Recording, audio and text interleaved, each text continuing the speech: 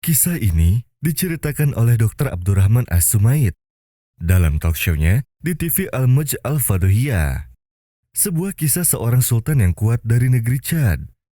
Dr. Abdurrahman berkata, Sultan ini sangat membenci Arab, juga Muslimin. Orang-orang Islam di sana menjauhinya karena takut disiksa olehnya dan sering terdengar pembunuhan-pembunuhan Muslimin karena kekejamannya. Maka kami datang ke sana dan membagikan makanan berbuka puasa Ramadan untuk orang-orang Muslim. Dan kabar itu cepat datang padanya. Ia bertanya-tanya, mengapa mereka membagikan makanan? Dikatakan padanya, karena mereka adalah saudaranya, dan mereka semua adalah orang Islam. Apakah si pendonasi melihat ini semua? Tidak, wahai Sultan. Maka sang Sultan pun terkesima. Setelah lewat 2 bulan, mereka memberikan hewan-hewan kurban. Sultan bertanya lagi dengan pertanyaannya yang sama, dan dijawab dengan jawaban yang sama pula. Saat kami menemuinya, kami sedikit membicarakan Islam padanya, dan kami memintanya agar tidak melakukan pembunuhan. Kami pun membacakan hadis Nabi Shallallahu Alaihi Wasallam yang berbunyi, hancurnya dunia seluruhnya itu lebih ringan daripada setetes darah yang tumpah tanpa hak. Ia pun mendengarkan kami dan memberikan kami tanah seluas 8.000 meter dan berkata pada kami, bangunlah sebuah masjid di sini. Qadarullah, datanglah pemuda-pemuda Kristen ke tempat itu dan mencabut saluran-saluran air kaum muslimin karena kemarahannya kepada sultan yang memberikan tanah untuk dibangun masjid. Kami pun mengeluarkan uang kami sendiri untuk biaya perbaikannya. Setelah sultan tahu akan kejadian ini, ia sangat marah kepada pemuda-pemuda Kristen itu. Ia pun memperkuat penjagaan bangunan itu sampai selesai, hingga selesailah pembangunan itu. Dan Islam pun mulai tersebar sedikit demi sedikit. Si pendonasi adalah Sayyidah Musinah dari kota Holij.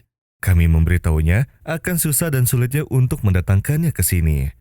Sultan pun yang memberitahu kami bahwa ia akan datang ke Holij, dan kami pun bisa berjumpa padanya. Sang Sultan masuk Islam dan mengubah namanya menjadi Abdul Aziz. Ia bersumpah tidak akan tidur pada malam ini sebelum dapat bisa menghafal surat Al-Fatihah. Dan diutuslah seorang lelaki untuk membimbingnya sampai ia hafal. Saat subuh tiba, ia pun sholat subuh. Kemudian ia berkata, aku tidak akan tidur malam ini sebelum menghafal surat Al-Ikhlas. Ia pun dapat menghafalnya. Keesokan harinya, ia berangkat pergi umroh dan bertemu para tokoh Saudi. Ia pun sangat senang. Ia pulang ke negerinya dengan sukacita.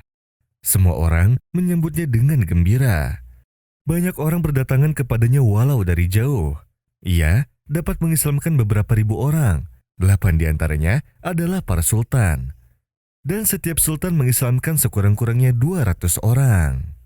يا أيها الذين آمنوا اركعوا واسجدوا واعبدوا ربكم وافعلوا الخير لعلكم تفلحون